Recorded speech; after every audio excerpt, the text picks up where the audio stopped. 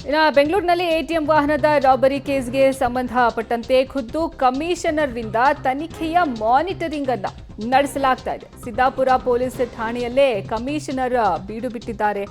Seemant Kumar ಸಿಂಗ್ಗೆ DCP Lokesh ಅವರು ಸಹ ಸಾಥನ್ನ ನೀಡಿರೋದು. ಠಾಣೆಯಲ್ಲಿ ಕೂತು ತನಿಖೆಯ ಮಾನಿಟರಿಂಗ್ ಅನ್ನ ಮಾಡ್ತಿದ್ದಾರೆ ಆಯುಕ್ತರು. ಇನ್ನು ಆರೋಪಿಗಳ ಹುಡುಕಾಟ ನಡೆಸ್ತಾ ಇರೋ ಪೊಲೀಸ್ ಜೊತೆ ನಿರಂತರ ಸಂಪರ್ಕದಲ್ಲೂ ಸಹ ಇದ್ದಾರೆ. ವಶದಲ್ಲಿರುವ ಎಟಿಎಂ ವಾಹನ ಸಿಬ್ಬಂದಿಯ ವಿಚಾರಣೆಯನ್ನು ಸಹ ಇದೀಗ ನಡೆಸಲಾಗ್ತಾ ಇದೆ. ಸೀಮಂತ್ ಕುಮಾರ್ ಸಿಂಗ್ ಅವರು ಅಲ್ಲೇ ಸಿದ್ದಾಪುರ ಪೊಲೀಸ್ ಠಾಣೆಯಲ್ಲೇ ಮೊಕ್ಕಾಂ ಹೂಡಿದ್ದಾರೆ. ಅಲ್ಲೇ ಕೂತು ತನಿಖೆಯ ಮಾನಿಟರಿಂಗ್ ಅನ್ನ ನಡೆಸ್ತಿದ್ದಾರೆ.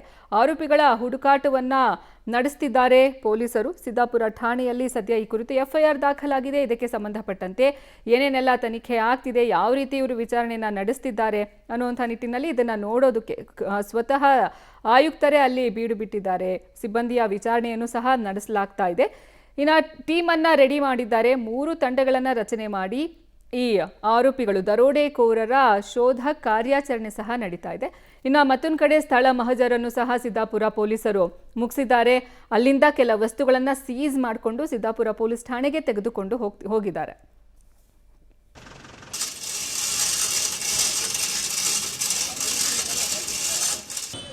ಸದ್ಯ ಆರೋಪಿಗಳ ಹುಡುಕಾಟವನ್ನ ಪೊಲೀಸರು ನಡೆಸ್ತಿದ್ದಾರೆ. ಮತ್ತೊಂದು ಕಡೆ ಅಲ್ಲಿ ಯಾರ್ಯಾರಿದ್ರು ಈ ಎಟಿಎಂ ವಾಹನದಲ್ಲಿ, ಈ ಸಿಎಂಎಸ್ ವಾಹನದಲ್ಲಿ ಅವರನ್ನು ಸಹ ವಿಚಾರಣೆಗೆ ಒಳಪಡಿಸಲಾಗಿದೆ. ಖುದ್ದು ಆಯುಕ್ತರೇ, ಕಮಿಷನರೇ ಅಲ್ಲಿಗೆ ಹೋಗಿ ಹೇಗೆ ನಡೀತಾ ಇದೆ ಅನ್ನೋದನ್ನ ಮಾನಿಟರಿಂಗ್ ನಡೆಸ್ತಿದ್ದಾರೆ. ಇನ್ನು 3 ತಂಡಗಳನ್ನು ಸಹ ಮಾಡಲಾಗಿದೆ. ಆ ಟೀಮ್ನಿಂದ ಶೋಧ ಕಾರ್ಯ ನಡೀತಾ ಇದೆ. ಕೆಲ ವಸ್ತುಗಳನ್ನ ಸೀಸ್ ಅನ್ನ ಮಾಡಿಕೊಂಡಿರುವಂತಹ ಕೆಲಸವನ್ನು ಸಿದ್ದಾಪುರ ಪೊಲೀಸರು ಮಾಡಿದ್ದಾರೆ.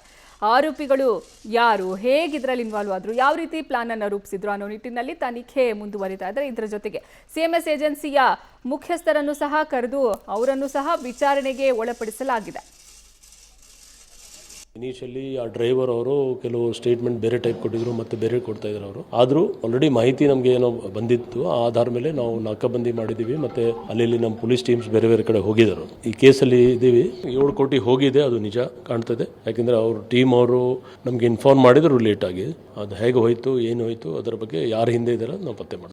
ರಾಬರಿ ಆಗಿದೆ, ಕೆಲವು ಇಂಪಾರ್ಟೆಂಟ್ ಲೀಡ್ಸ್ ಸಿಕ್ಕಿದಾವೆ, ಅದನ್ನ ಫಾಲೋ ಅಪ್ ಮಾಡ್ತಾ ಇದ್ದಾರೆ. ಖಂಡಿತವಾಗಿ ಹಿಡಿತೇವೆ, ಬಿಡೋದಿಲ್ಲ. ಲೀಡ್ ಸಿಕ್ಕಿದೆ ಅಷ್ಟೇ ಹೇಳ್ತಿದ್ದೀನಿ. ಆದಷ್ಟು ಶೀಘ್ರವಾಗಿ ಹಿಡಿತೀವಿ. ಸರ್, ನಿರಂತರವಾಗಿ ಪೊಲೀಸರ ಜೊತೆ ಸಭೆಯನ್ನು ಕೂಡ ಮಾಡಿದ್ರೆ? ಸಭೆನೂ ಮಾಡಿದೆ, ಮಾಹಿತಿಯನ್ನು